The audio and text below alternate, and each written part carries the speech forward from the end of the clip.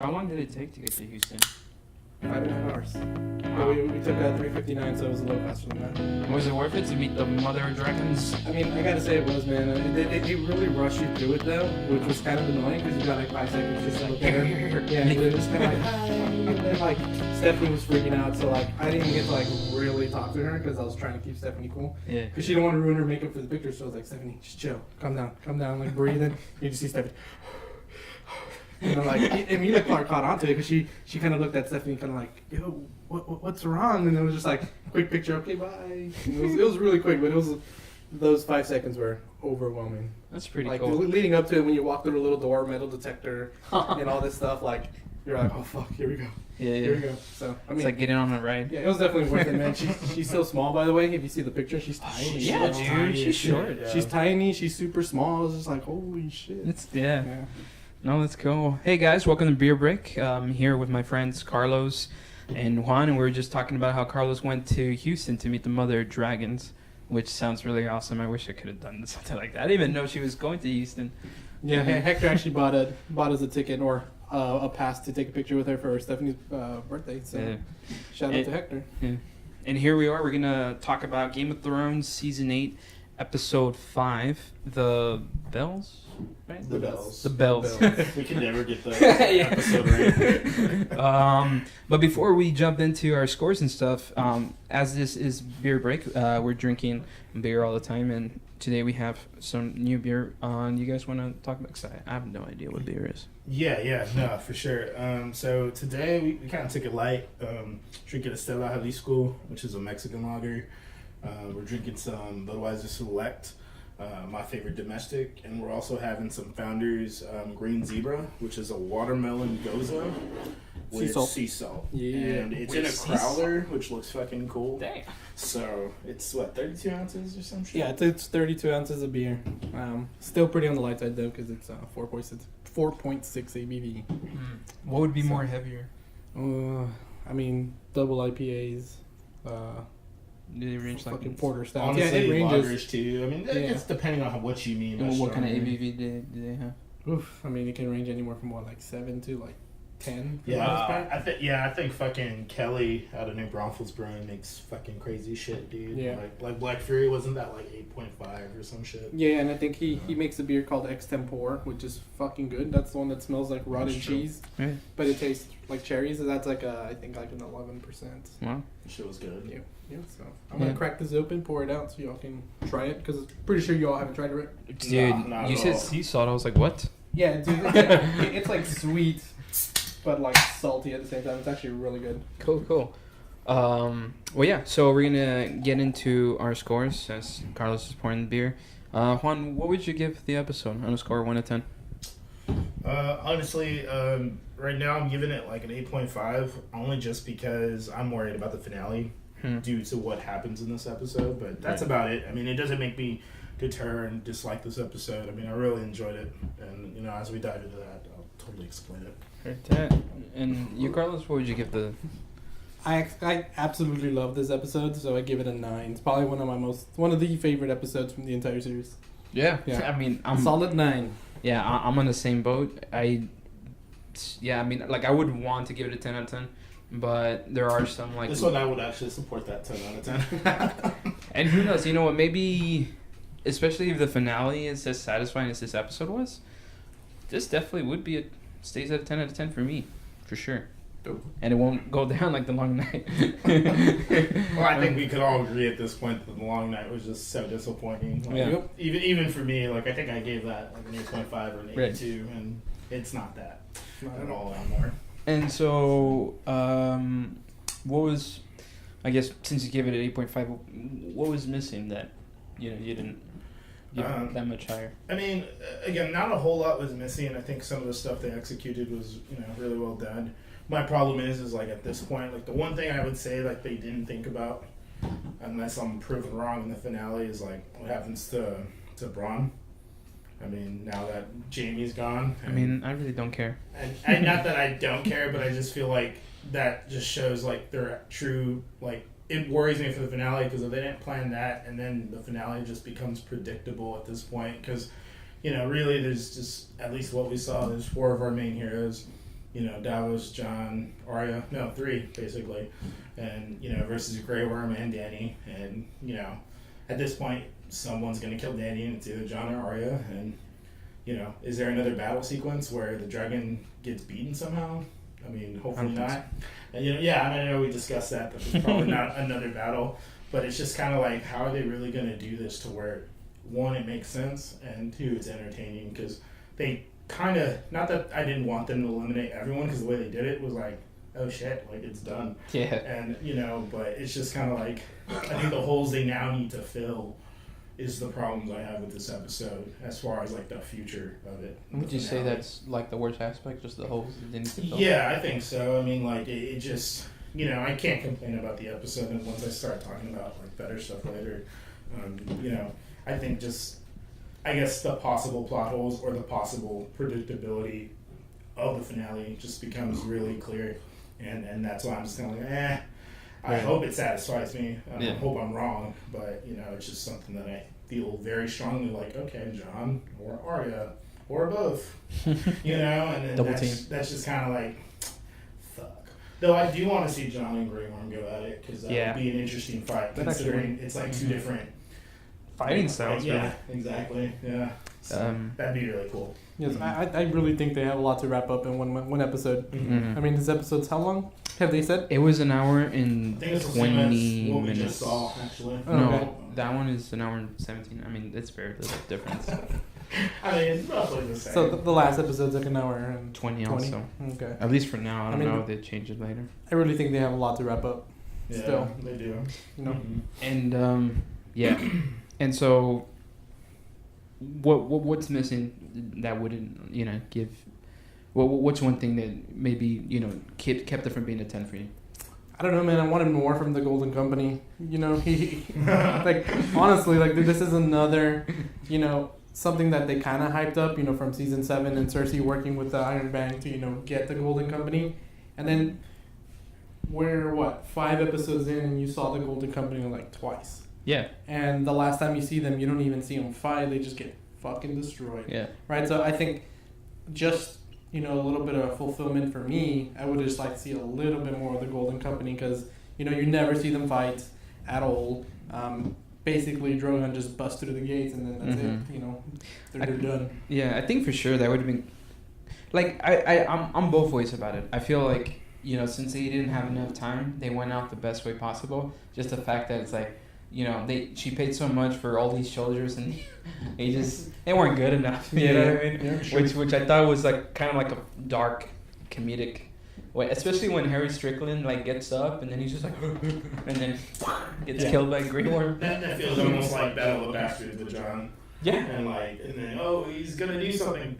Yeah. Fuck. No, it's funny. The director, he talks about how you have almost the exact same kind of overhead pan where in the Battle of the Bastards you have the camera behind John and it pans over his head and you see the Bolton's the army in the distance, and the same thing happens with Harry Strickland.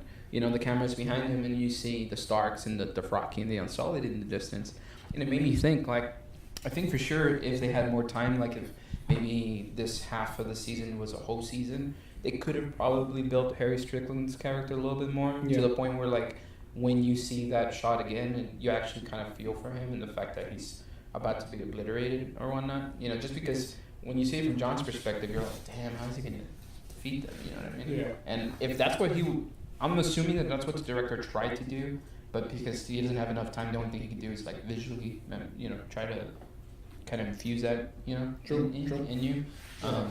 But yeah, for sure. I guess I was looking, hold on, sorry. No, go on.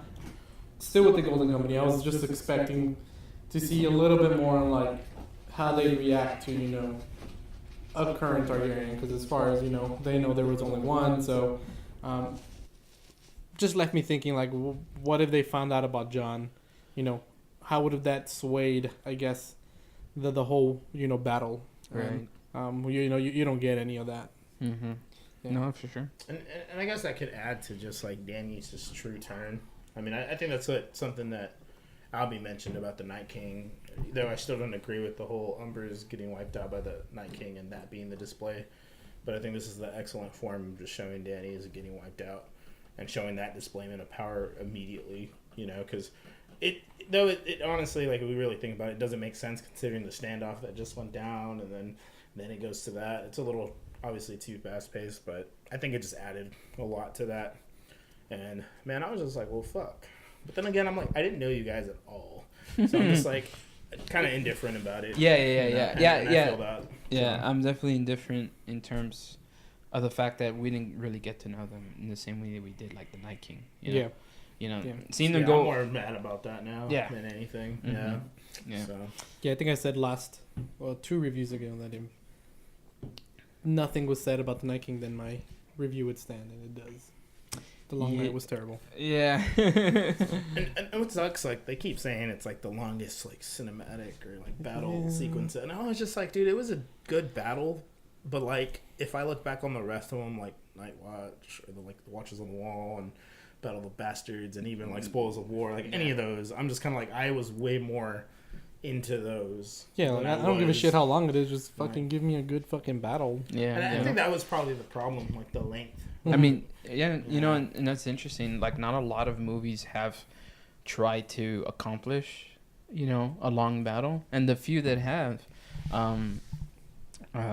like, are successful, but only just. You know what I mean? Mm-hmm. Like when you go to like Lord of the Rings with the Battle of Helm's Deep, or even Saving Private Ryan with that whole last battle that they have. Like the in that D-Day opening sequence. There's the D-Day opening sequence, Fucking but love also in the end when they're trying to just basically get him. Yeah.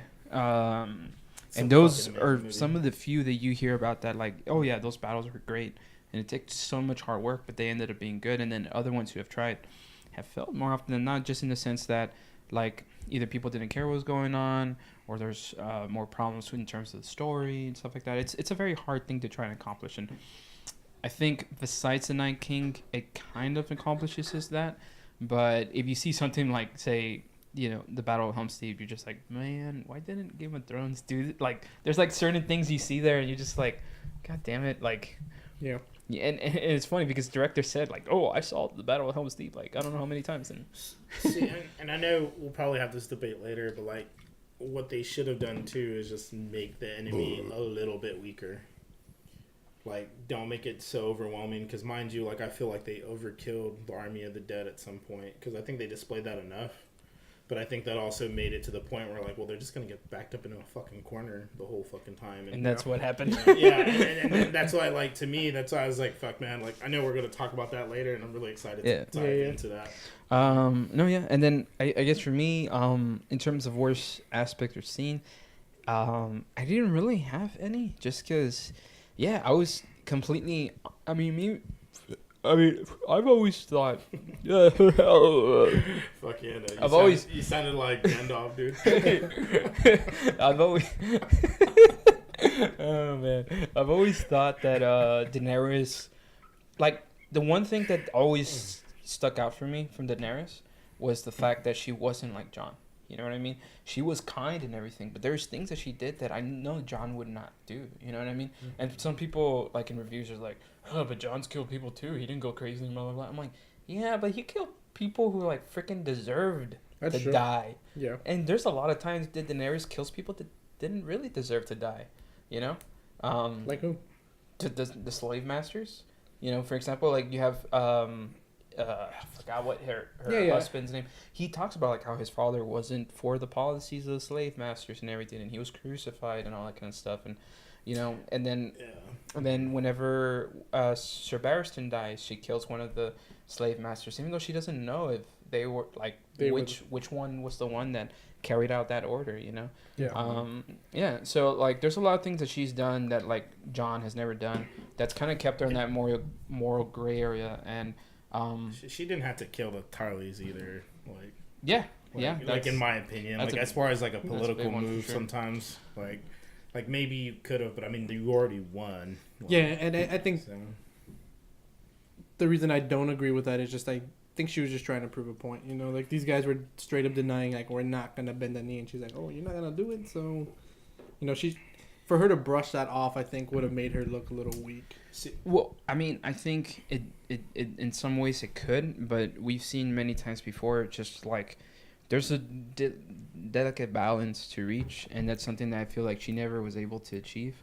In the same way John was able to do it. Like, because if you look at Robb, how he tried to achieve it, like, sure, he had to kill Karstark, but in killing Karstark, he lost half of his army. You know what I mean?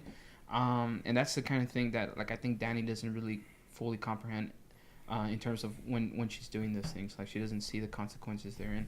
And I think John, he knows what's going to happen if he does something. I think that's what makes him different from, say, somebody like Ned. He knows, like, when he died, it probably was like, fuck, you know. What really surprised him was Ollie, not, you know, the fact that they're, it was you know, everybody else killing him. And, yeah, I think, and obviously, you know, it's weird, but John has been bred to lead in a way that, you know, Daenerys hasn't, you know. And sure, she's a strong character, but, you know, it's like Varys said in the beginning, which they've said multiple times in the show, where, like, you know, every time a Targaryen is born, you flip the coin and see where it lands, you know, in terms of their, you know, sanity, you know. And but yeah, so I ended up liking that. That was the only thing I could think of like, maybe that's something I would have disliked, but I liked it. And so for the most part, I don't really have something that I don't like. Yeah. Cool. It's just because I in my eyes, when I saw that, I was like, yeah, that's gonna happen. I knew it. I'd seen it coming for so long, and I didn't know the show was gonna go there, but it did. But then when she, you know, we'll get into it more, but what she ends up doing, I was like, what? No, you know. But yeah. And just real quick, she could have been really twisted too, and just kill all the men, keep the Tarlys alive. That would have been interesting, right? Yeah. Super twisted on that and scene. shit. But like again, like she saves a house that probably mattered more than the soldiers. Yeah. Does it make it better? Probably not. But just something I thought that was kind of twisted and just like, oh, well, you're not gonna bear the name? Fuck your men. Yeah. Fuck. But anyway, sorry, that's just something I wanted to throw in there. No. It's good. It's good. And so, what was your favorite part of the? What was your favorite scene or? Shit, man, that's hard. It is. I think, man, I'm gonna name a couple little snippets because it's not necessarily the whole scene that I delved into, but Clegane and Arya, I think that was really awesome to see her kind of snap back into Arya. She wasn't no one anymore. You know, I think that conversation though could have happened earlier, mind you. Like in hindsight, like when it did happen, it was just really cool to see her just be like, "Fuck, I am Arya and I want to live, and I'm not this fearless badass that everyone thinks I am. Like I'm also human, and you know, with that, like that showed a lot of humanity, and that really showed too, like humanity as far as like it's willing to want to survive and just how people are. Because I think that's what this episode really did, was it showed true emotions through, you know, death. Like I know we talked about episode 2 where they all realized they're gonna die, they're all together, and they were shown that.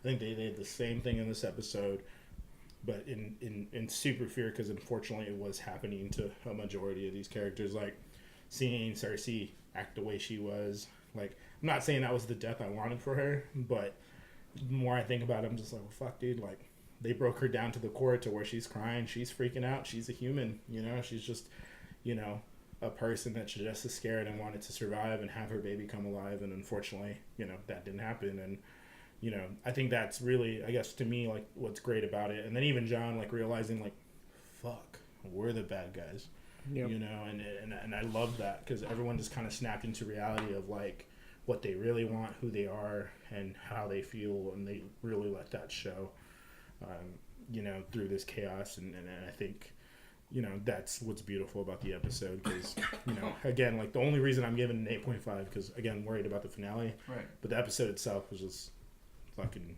amazing. Yeah, man. I mean, I think for me, it's just when Cersei's standing outside. You know, I'm from the. This is fucking good. It is, right? Like, it's fucking holy delicious. shit. It's like that saltiness is fucking great, dude. And then like the sweetness from the watermelon, like it's like they got the seedless watermelon. Yeah. Like we did that for the feast, and it was fucking good. And holy shit, this is delicious. Yeah. Sorry. So no. No, it's okay. There's that scene where Cersei's just kind of like, you know, looking out of her like little balcony thing, and she just sees like Daenerys just like fucking shit up, man. And for me, I think that was one of the, you know, the best scenes there, because I think that's the point where Cersei's just like realizing like, oh shit, I may be fucked, right? Because Qyburn came in, not too long ago saying like, hey, all the scorpions are down, you know, like she destroyed it all of them. And I think it was at that point when she's just seeing Daenerys just destroy King's Landing that she realizes like, oh, I think I'm gonna lose this, right? You see that tear, like one tear that just So drops down her face. yeah, so for me that was probably one of the better scenes. And I mean, I don't think I have, you know, another like super favorite, because I mean the entire episode was fucking great. But just the sense of like Finale. no the panic, man, just like Oh, yeah. so like Yeah. everybody realizing that, okay, this isn't about the war anymore whatsoever. This is just about surviving. Like, we need to get the fuck out. And, you know, Jon realizes that, you know, Arya realizes that, Jaime, Cersei, everybody realizes, like, oh shit, like, this bitch is crazy. Like, we need to get out. Yeah. Right? And I think just that panic of, like, now it's not about the war whatsoever. It's just about dealing and, you know, getting away from Daenerys, because she wasn't even, you know, worried about her own men. I think, you know, I think there's that one scene where Sir Davos and Jon are also running because they're just like, oh fuck, like she doesn't give a shit right now. So I think that was my favorite part of the whole episode. Just like it seems like they've won right when the bells ring, and then shit just gets crazy right after that. So yeah. Yeah. Those scenes are really great, and it kind of touches into why I like the scene that I like, is that because I think that those things have really awesome philosophical quandaries that they're trying to represent. You know what I mean? In the episode. And for me, I think like basically the whole battle between the Hound and the Mountain was really cool, because not only was it pretty well choreographed, but you had all these awesome shots that are really symbolic of what was going on at that time. You know, like, so for example, you have when the Mountain, he's like staring down at the Hound, and what you see is like the whole staircase is falling in and everything, right? And the camera is just like looking up like that, and you see the dragon fly by him, and then right there in that shot, it's like you're seeing two monsters opposite of the same coin. You know what I mean? Clegane being used for evil purposes. Drogon supposedly was at first being used for evil purposes, but they both have deadly power. You know what I mean? And like seeing that shot, having them juxtaposed together was like really cool, because it's like here you have two unstoppable forces who've been twisted and used in ways that they didn't, you know, probably want, or maybe did, but the fact is they're just tools of destruction. You know what I mean? And right there, you've seen both different sides. One that was used intently for evil, and the other where she just lost it. Yeah. You know what I mean?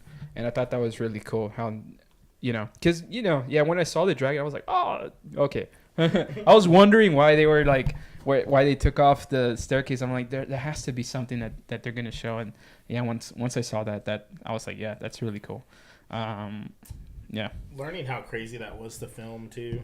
Yeah. It's fucking cool. Like the fact that they built 74-step stairs, and there was like 2 cranes involved, and like a bunch of shit. Like, I don't know. There was like 7 cameras. Yeah. Damn, dude. It's fucking neat how they wrap all that shit together, because that's probably like, if there's a scene I had to say was my favorite, all of Clegane shit for sure. Like, probably the favorite of this episode for sure, and just in general. Like, I think the Hound is such a, not necessarily underrated, but we didn't really talk a lot about him, I feel, and the way his whole arc probably, in my opinion, has ended the most fulfilling in my eyes, and I think fucking awesome for sure.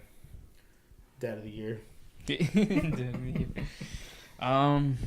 And that's everybody, right? Yeah. I mean, Yeah. I think I can just choose a bunch of shit that was my favorite or what I really, really liked, but I mean, those are probably the top. Yeah. I mean, I guess if I had to choose one other one, it would probably be Jaime and Cersei, how they died and stuff. Okay. Just because, again, like, you know, a lot of people are like, they have memes of like Jaime's character development and like, it was just thrown out the window. But it's like, not at all. Like, you obviously don't know character, because there's a very fine line to walk of where Jaime loses all his development or where he sticks by it. And when you see, and it starts with that awesome emotional scene between Jamie and Tyrion. You know what I mean? Yeah. Which, dude, that I haven't really cried that much. Dude, on yeah, Game I of Thrones, completely but- forgot about I that. completely, yes, dude, that's actually yes. Dude, Yes, fucking hell Tyrion yeah. just breaking down and like, you were the only one who didn't treat me like a monster. Mhm. I looked over at Stephanie and we're just like looking at each other and we do this thing, we say, Devi. And then it's like, I saw you. And it's like, I saw you crying when we were like both like, Devi, like both of us. And it's because we were both like, oh my god, man. Yeah, That it was was- super heartfelt, dude. that was actually that's definitely And- Tyrion, dude. And I Yeah. feel, it was consequential because him reminding Jamie that what he did best was being a brother. That's what Jamie decided to do for Cersei. Was be a brother. Sure, he loves her and stuff, but you notice whenever he, It's just kind of funny. I know it's kind of funny, right? Because History, they're yeah. because they have had sex and all that stuff. But it's interesting. Like when he goes up to her, they don't like kiss and make out. You know what I Mhm. mean? No, they're like holding each other, trying to console each other, and he is consoling her. You know what I mean? Yeah. And I think the fact that that's his mindset, which is just to be there for her, like that's pretty cool because now he's going back to her with what he's learned. You know what I Mhm. mean? Mhm. And of course he, the whole plan was to, convince her and blah blah blah. And obviously that failed, right? But Yeah. but at the I very think that would least, have worked out though. it would have. Like I had think. those Mhm. had those Yeah. exits not been caved in, like I feel like Cersei would have been okay. Fuck it, let's get out of here. Yeah, no, I think so. Like, Yeah, if he just got there soon, if he was where the Hound was and Arya was in that time frame, I mean, because he was only maybe 10 feet away. Yeah, Yeah. probably. And if He probably Euron would've didn't gone fuck to shit her. up either too. Like he Yeah, he fucking stopped stopped him. him for a Yeah. while. Yeah, Definitely that's true. slowed him down by stabbing him twice. Yeah, for sure. But on the topic of Cersei's death, I actually wanted to. So I was really set on seeing her fucking suffer. Like I wanted it. It sounds bad, but I wanted her to go harshly, I think right? that was everyone's Yeah, consensus and- for sure. They didn't go that route, but I'm actually kind of okay with it because when Jamie's trying to calm her down and telling her like look at me, they both know they're fucked. Like they're gonna die, right? And again, it just goes back to the whole feeling of just everybody at this point not caring about the throne or anything. They just need to get out of there, and them knowing that okay, we're not getting out, and it was just kind of like that sense of like, oh, this is doomsday, Yeah. and they hold each other, and And you notice where he holds her yeah, and I actually wanted to get into that. He kind of has his hands around her neck. neck, right? Yeah. Yeah, And- so And it's funny if you look at those prophecies. Like obviously prophecies aren't supposed to be taken literally, but you can see how that totally fits the prophecy. Not that like it's almost twofold. It's that Jamie was the one with his hands around her neck, Mhm. not killing her, yeah, I know where you're going with this. and the one that kind of choked alive was inadvertently, Tyrion. Yeah, because Mm-hmm. you just I guess where we're on that too. Tyrion made the decision to tell Daenerys about Varys, right? So there was no way that there could have been any how would you say it? Fuck, I lost the word. Like there is shit. So so basically Tyrion put Varys on the spot, and Mhm. because of that Varys didn't get to go through with his plan, and who Right. knows what that would have changed had he gone through with his plan, right? The Mhm. whole story could have been changed. So not only that, but Tyrion, like you said, talking to Jamie and kind of like reminding him like of who he is as a brother. All those things led up to Cersei dying, in my It, opinion. yeah, Yeah, so- it did. So like, although he wasn't the one who had his hands around his neck, she did die because of her younger brother. Yeah, I mean, he was the hand of the queen, and he's done at least 2 or 3 things that, would have resulted in her not being able to come to the throne had he not been with her Yeah. by her side, in the earlier seasons. And so yeah, it's and that's the funny thing about like prophecy, right? It's that it's never something that like happens. It's self-fulfilling. Mm-hmm. You know what I mean? It's like no matter how much you try. I mean, Cersei's a perfect example of that. She was told her prophecy, Yeah. and then all of what she did to try and avoid it is what caused the prophecy Yeah, to, that's true. to come to place. Yeah. But yeah. And to add to that scene, like I think her vulnerability, like when you go back to what is it, season 4, episode 1 with the witch, and that's when the prophecy is getting read. Mm-hmm. She has no fear. She has no remorse. She's just ready, like, to take on the world. And then you see her broken down, obviously in the fucking skull room, and she's like, "I just want my baby to live."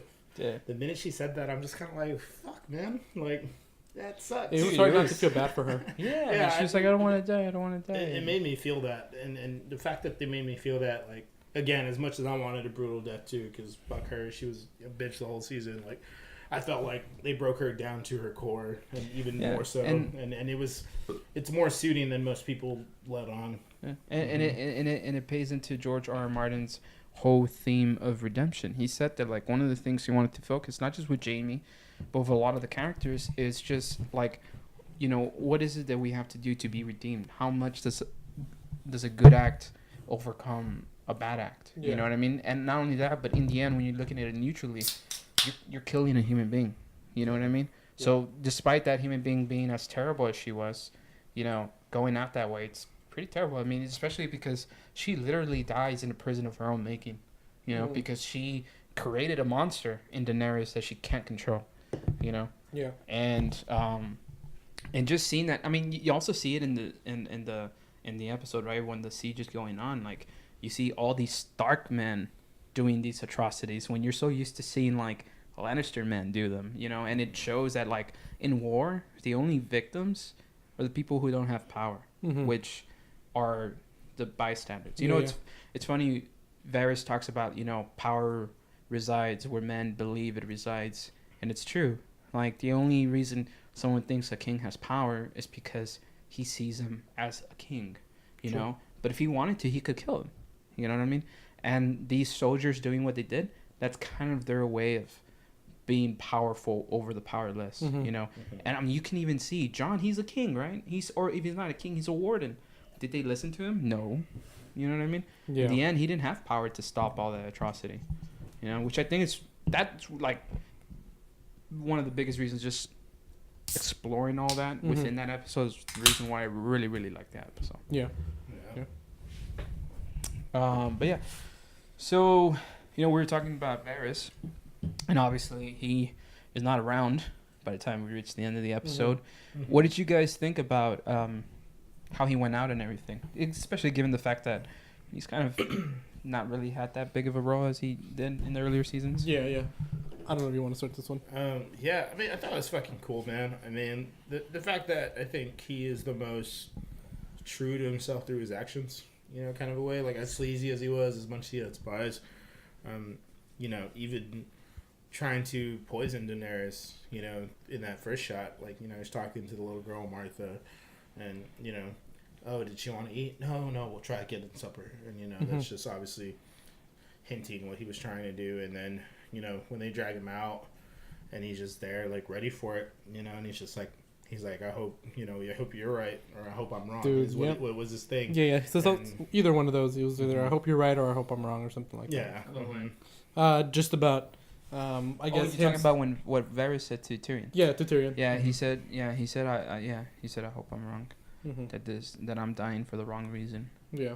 And I But- mean, it's crazy to know that he died For the right reason. for the right reason. And I think that's what's like most mind blowing. It wasn't so much, you know, the death when it happened, but realizing that shit. I mean, he was right. You know, you know, had he gone through with his plan, like I always think of like the what ifs, and that's why I'm super excited to do some of the other stuff we got planned. But like, what if, you know, Varys had gone through with everything, you know? And it makes you think, dude. And I mean, he went out great because, you know, he went out like a boss. You know, he didn't try to lie his way out or like, hey, I'm sorry, I didn't do anything. He's like, nope, like pretty much I stand for what I said, and, you know, bring it. And I love the fact that he didn't scream. Yeah, when dude, he was burned. he did not, dude. Yeah. I was telling Stefan, like, how crazy would it be if this guy just comes out like unburned? Yeah, it would be crazy, right? Because I mean, at first I didn't hear the scream. I looked at it, I was like, what? I was But no, he just went out I was like telling Juan that he could still. Obviously, we were not going to find out. Maybe in the books we might have more allusions to it, but he could still be Targaryen in the sense that, you know, her brother still died. You know, when he was, you know, when he got that golden crown in his head. That's true. You know, Yeah. That is true. Yeah, and It could reveal that for sure. yeah, but also I think him not screaming just shows that, like, as a character, he stayed true to himself the whole time. Because if you see, like, all these people who start, like, yelling and stuff, they don't. You see, like, what they tried to stay true to, they weren't completely committed Mhm. in the end. You know, like so when you see like that witch start screaming and stuff, she Oh, was yeah. like, "Oh, I'm not gonna scream in Mhm. defiance of Daenerys," and that's what she did. You know what I mean? Because you know she probably who knows why. You know that she had that moment of weak. I mean, obviously she's Third burning up. degree burns. She's burning up, right? But the Or fact way that more. that it's an interesting aspect when you look into the resolutions of people, and the fact that maybe she didn't have a good enough resolution of character, that she wasn't truly believing in who she was. Yeah. That's what caused her to scream. And the same thing with like say Mance. You know what I mean? You know, you could easily see that maybe at that point he thought, man, I was wrong. You know, I should have kneeled or whatever. You know what I Yeah. mean? But here Varys was like, he believed he was right to the very end. Yeah. You know? And then you have that like moment when like Tyrion like grabs him. Dude, I And- know, dude. That was a great exchange. I was Yeah. actually gonna bring that up next. Yeah, and it was cool how Tyrion just straight up told him, like, hey, it was me. You know, and right before he went, Tyrion just, well, it was Tyrion, right? Kind of Yeah, grabbed yeah. his arm, like, kind of saying, like, I'm sorry, man. Yeah. And I thought that was cool because Varys, I don't think he's ever touched really for the most part. You know what I mean? Throughout the show. Yeah. Yeah, he's very like desensitized. I feel, and Mhm. that's just why he has a clear thought process in my opinion. This is one of the first times I actually see him, like, scared, though. I mean, he was scared. He knew he was going to die. Varys, yeah. Yeah, but it was Mhm. crazy seeing him scared because, like, not even in the, Crypts of Winterfell when he's hiding down there, I don't think you really see him that scared. Yeah. And I at mean, this point, I guess he knew he was facing death. Like, this is it. yeah. I mean, it's like Melisandre told him, right? Like that he was gonna die in the strange land. And what did you guys think of Drogon just like being there, like Dude, that was fucking amazing. It was- Like, Drogon, like she was talking to. Oh, to and then he Varys just comes and then out of he the just shadows. comes out of the yeah. That was scary. Yeah, that was pretty crazy, dude. it was a badass shot. Yeah. I was just like, fuck yeah. Yeah, he took forever to fucking, burn him, and I was He was did. wondering, like, why? I Right? was- And then that's why I kept looking at Targaryen, Stephanie, like, bro. Targaryen, Targaryen, dude. And I was just, but I mean, obviously, But you who know, knows? well, who matters now? Right? It's gonna matter in the books, but who knows? But still, like, it's like Drogon thought about it before he fucking, Maybe probably hinting him, like, hey, bro, take her out, dude. maybe he was Targaryen. That's why he took so long. Maybe when Maybe. it happens again in episode 6, he won't do it. Like to Jon, Yeah. like Daenerys probably tries to burn Jon, and then like Drogon's just kind of like, And then he just "Nope." comes with the sword. Like, You never know, dude. Dude, supposedly there was like a spoiler on Reddit that spoiled everything, like the ending and everything. That Reddit itself even took it down. What? Oh, Yeah, damn. I saw it on Facebook, and there was like little clips, like little, like I guess drawings, Uh-huh. and one of them, I don't know if it's relevant, but one of them is Jon Snow. I was about to say, Stabbing. don't fucking tell us. No, I mean, but this No, is I mean, it has no context. yeah, no, this was coming from like BuzzFeed, so I don't think BuzzFeed would Oh yeah, like- just purposely yeah, spoil everything. yeah, so, like, That it was Jon Snow stabbing Daenerys? stabbing Daenerys. I But mean, it was like a real bad drawing of it. I'm pretty sure that's gonna happen. You know? Yeah, I think we could all see that happening, whether it's Jon or it's Arya. I don't think Daenerys comes mean, out of this alive. No. Again, like super predictable. I mean, it's one of them. Yeah. You know what's gonna be crazy though? What? Like the more I think about it, like how I'm gonna feel when Davos dies. Do you think Davos is gonna die? I don't think he's gonna die. I mean, the fact that he's there. I- Mm. makes Maybe, it- I mean, I think he's there and he's vulnerable and he's never been a fighter. I think I'd see him more as like the hand of the king Mm-hmm. or queen. I'm pretty sure But- at that moment he might actually go back into his role as like having a hand of the king in the sense of like he might be trying to help John like Advising him. determine like what do you do now that this crazy bitch did all this Yeah. shit. I mean, Yeah. it's just weird because I don't necessarily. I mean, depending on how they execute it, I guess, but I don't see them surviving in a sense because like, how is the Unsullied, the Dothraki, Drogon all going to be cool with killing Dany? I was And, telling like this, I know you were saying that it's a symbol of power and they're going to respect him for killing Dany. no, but no, they not were still- respect him, not respect. So like I mean, he's butchering it actually. No. What I was telling him was that it's not. what It's not what gonna I be was that telling tough. him was that when the Night King died, the whole army went down, right? But with Daenerys, if Jon, if Jon stabs her, Lightbringer comes out and all that stuff, and Drogon doesn't even bother to burn him, I kind of feel like the Dothraki and Sullied, maybe you might have a few of them that try to kill him, Yeah. but I think they're gonna just be completely not in awe or anything, but just like, what do we do? You know what I mean? Just because of what transpires. Because what I'm assuming is that he stabs Daenerys. Drogon is right there, but Drogon doesn't even try to burn him. Mm-hmm. You know what I mean? And I think it's kind of like a display of power, yes, but it kind of shows like I think the Unsullied and Dothraki are gonna kind of be like, they're not gonna want to kill him because of seeing all that occur. You know what I mean? Okay. Not because they respect him or anything like that. I'm pretty sure they're gonna hate him, Mm-hmm. but I think they're not even gonna like. I mean, try them to being kill him. stunned is just, again, that's just okay. I mean, I think I just don't like that idea because the fact because that they've you been have so to imagine loyal the this Dothraki long, and Unsullied don't know that he's a Targaryen.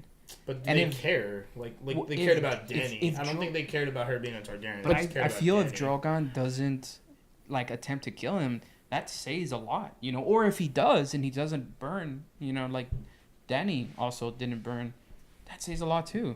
You know See, what I if mean? they did it that way, sure. Hmm. But if they just did it, we're like, I don't know what to do. You see, maybe just Lightbringer isn't lit up because he stabs her, but he's lit up because Drogon. Maybe. I don't know, man. At this point, I don't know if any of the show's predictable. I know. Yeah, It's hard. because I mean, I think we all. I think Juan was the one who mentioned, Danny goes mad, but then there was also like times where we were just, we had other theories too. So like the fact that we can't even settle on it, I don't even know what to believe, dude. Like I don't know what to expect, to be Yeah. honest. Like I hope that's how it is. Yeah. Mind you, because that's what my biggest concern about this episode. Because again, like in my eyes, Arya or Jon kills her, and then that's how they do it. That I'm pretty makes sure sense. Arya's not going to. I know, but the fact that again, like Green Eyes theory, still prophecy still out there, and if that's a real that thing, would then suck if Arya killed Daenerys. I mean, It just depends. I guess In my opinion. for me, I'm kind of in between. Do I think Arya gets another big moment? I don't think so, and I don't think it's anything having to do with it being a female that kills, I guess Daenerys, right? That's not the thing. Is I just don't think they give her two big moments like that. Yeah, no, and also if they're gonna stay true to the prophecy of Azor Ahai and the fact that the prophecy never makes it apparent that it is a White Walker, because the reason they think it's a White Walker is because he says the Great Other, Mm-hmm. and the White Walkers are referred as to the others. Yeah. But just because they're referred to as the others doesn't mean they are the Great Other, and Daenerys might very well be the Great Other, and if Jon kills her, that fulfills the prophecy because in the prophecy they say that that Azor Ahai stabbed the love of his life, and the Lightbringer came out and he backed the Long Night back to where it came from. But Do you think Jon really loves her?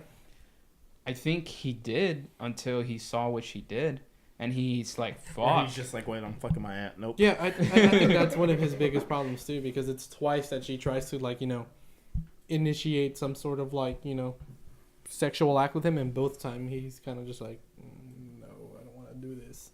So, I mean, that's the thing. Like, that's the one thing I'd say probably is a little bad about the episode is that Benioff and Weiss in the Inside the Episode thing, they say that he does that because she's his aunt, but he's never said that in the episode. So the fact that you haven't seen him say that because it's her aunt, you just think like, oh, so but Jon doesn't do you love think he needs Dany. to say it, or you think it's just because of how they grew up? Well, because if you don't say I think it, it's too true to their culture. Like I remember you were saying medieval times they would fuck each other, but mind you, Jaime and Cersei were shamed for it, and I think because they're a in this brother and sister. case, I think they're still shamed for it, and I still think they have that line, and maybe it might have been given, but I don't know.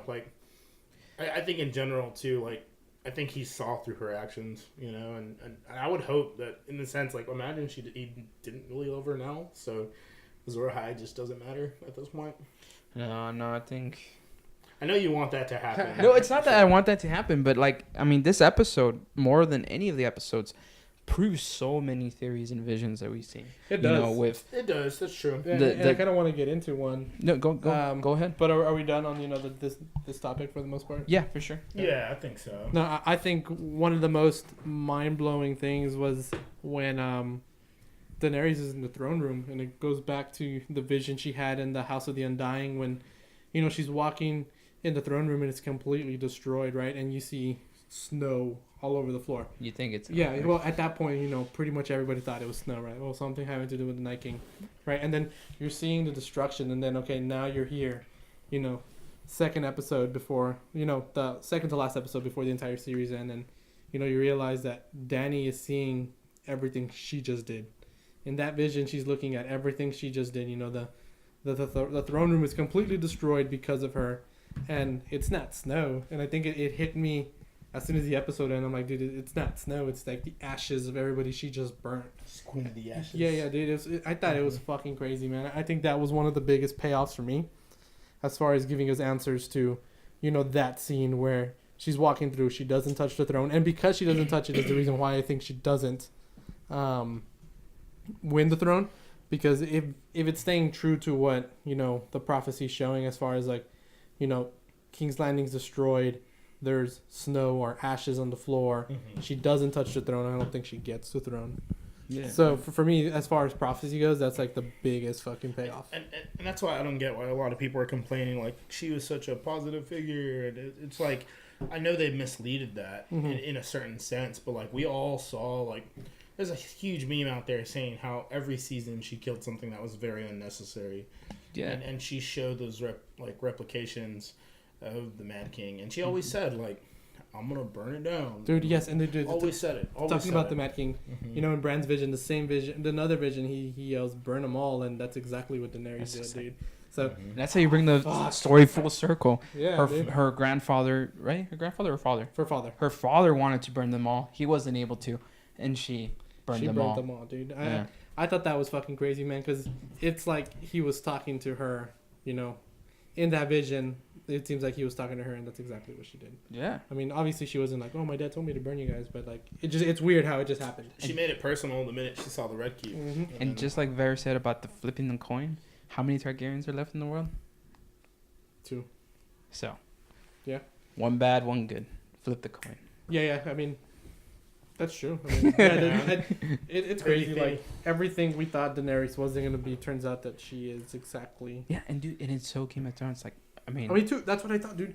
I mean, that twist was like super Games of Thrones, because as much as like I was rooting for Daenerys, but Yeah, I was the whole completely time, like, yeah. what the fuck? Like the minute she started destroying shit, I was like literally yelling. I was like, no, like what are you doing? I had so much hope for you. Like no. I mean, And- dude, it's kind of like the Red Wedding, right? Like when you see everyone dying, you're like, no, what? No, Rob's gonna live, right? Yeah, dude. And no. you know what's funny?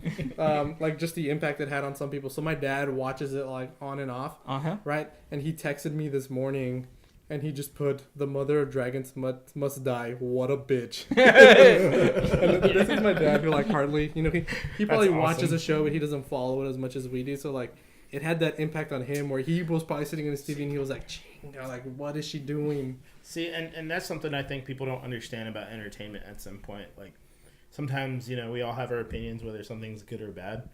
But I think Game of Thrones right now is doing the perfect thing in getting a reaction. I mean, the fact that it's so divided, too. It's pretty much 50-50. It's perfectly down. divided. Yeah, dude. and like, again, like, I'm going to take a page from wrestling again, because that's what they've always cared about. Whether you get booed or you get cheered.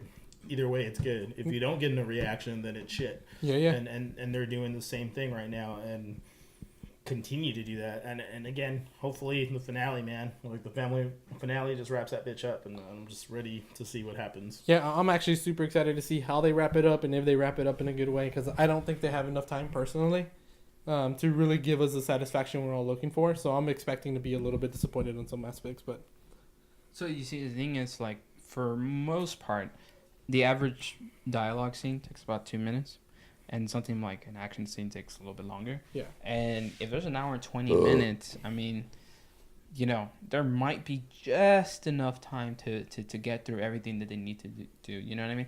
And I think that as much as we wanted to see, I think some people wanted to see like an epilogue, like a what happens after. I don't think we're gonna get No, I that don't think so. completely. That'd I be some spin-off. What didn't happen, if anything? Right, you and know? I think at the very least, if I can get an ending that's kind of like season 6 in the sense that, not that it's like triumphant or whatnot, but the fact that like you saw a lot of those arcs like just closing and you had closure on them, and you weren't worried about like, hey, what about this or what about that. You finally saw Daenerys crossing the narrow sea, and you finally saw Jon become king in the north. As long as it ends like that, where you actually have conclusion.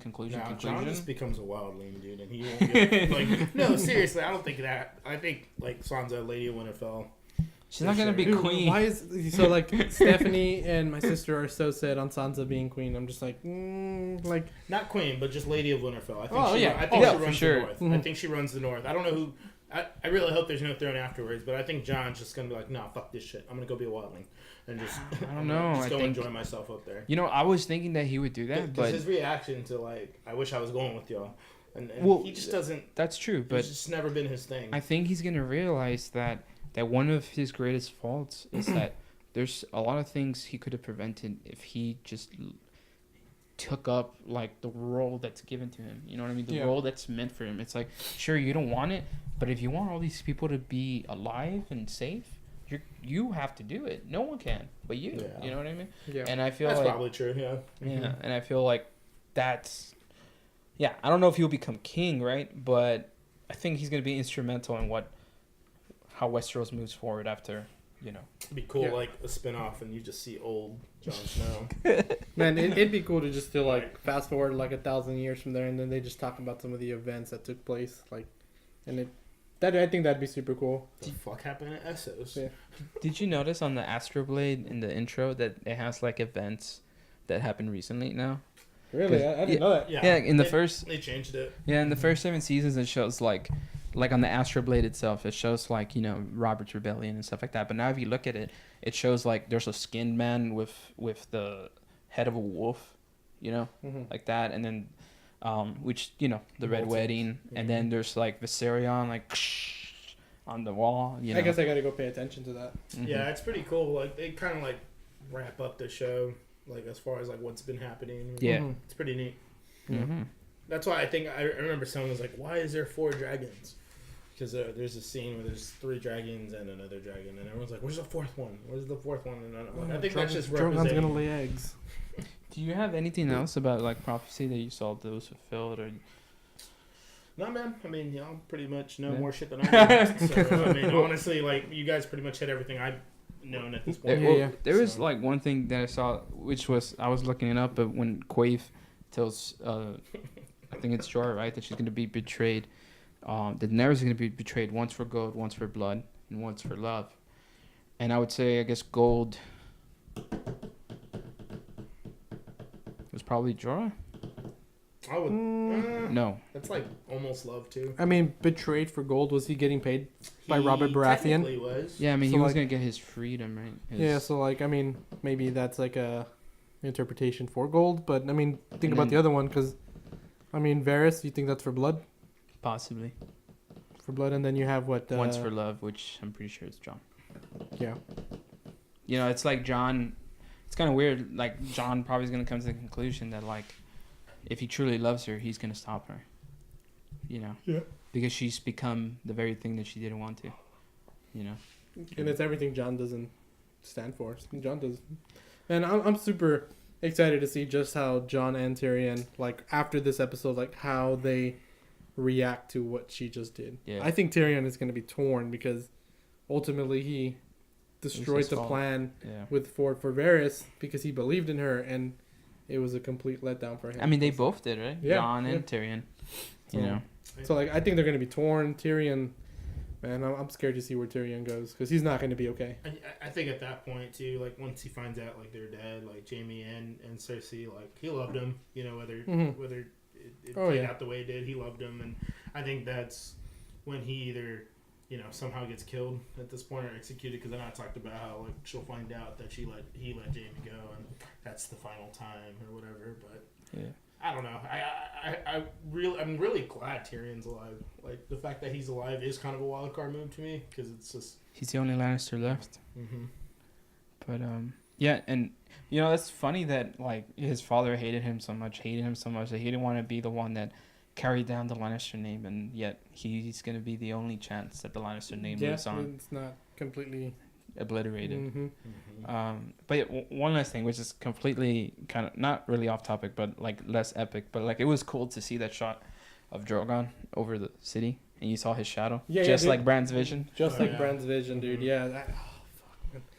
I think that those were some of the best parts, like connecting those right after, because I wasn't thinking about it during. Well, I saw that one right, but as far as the ashes and all that, like, it didn't hit me till like after, and I was just like, dude, holy shit! Like they just freaking paid off like all like the vision that Bran had, and then the House of the Undying, like they just paid both of those off, man. I Yeah, was like, that's why I'm pretty Did- sure the prophecy is still gonna come true. Yeah, and did you all see those wildfire?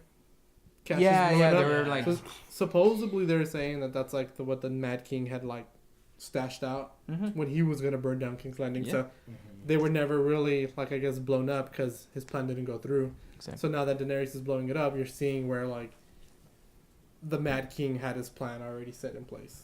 I think Mhm. that was fucking cool. Mhm. Yeah. Yeah. But yeah, I mean, I guess overall we all really liked the episode. There's some Mhm. things that we have to wait and see to see how we truly feel about the entire series. Yeah. Next episode. But yeah, so if you guys liked what you saw, you can comment, subscribe. If you have any suggestions or anything like that, comment below. But that'll be me, Albie, and Carlos and Juan signing out for today. You cool? What? No. I mean, I'm good. Who said that? What? Chico? That was him. I'll cut this into it. And if you get, Hold on, I'll jump into this.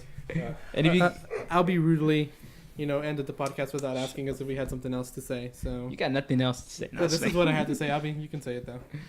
Oh no, yeah. If you guys have any suggestions for any TV shows that you would like for us to watch, and we'll get around to it and start doing reviews of those because Game of Thrones is coming to an official end, Yep. which is One of the sad. ones on the radar is Watchmen on HBO. Oh yeah, Yeah, for sure, so definitely let us know. interested. Sweet. Out. That